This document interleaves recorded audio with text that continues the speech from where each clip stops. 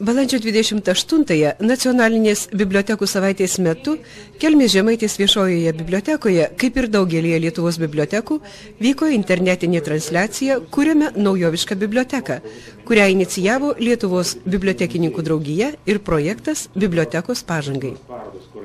Kelmės Žemaitės viešojoje bibliotekoje internetinę transliaciją žiūrėję dalyviai aktyviai diskutavo apie rajono viešosios bibliotekos ir jos filialų dabartį bei perspektyvas. Diskusijoje dalyvavo bibliotekininkai, skaitytojai, svečiai. Jie apgailestavo, kad Lietuvoje silpna kultūros politika, kad tiek visuomenė, tiek valdžios atstovai nelabai suvokia bibliotekų reikšmės, kad mažos finansinės bibliotekų galimybės. Taip pat nėra aišku, kas laukia bibliotekų, kuomet kaimuose atsiras daugiafunkciniai kultūros centrai.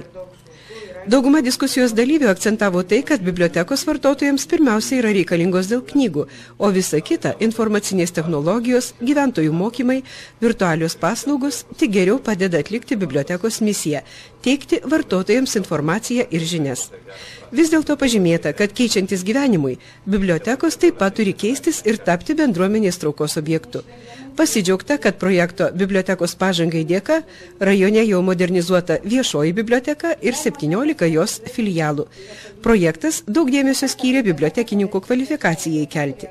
Dalyviai kalbėjo apie tai, jog skiepyti meilę knygai ir skatinti skaityti reikia pradėti ankstyvoje vaikystėje. Todėl labai svarbu, kad tai suprastų tėvai ir į biblioteką kartu su savo vaikučiais užsuktų dažniau.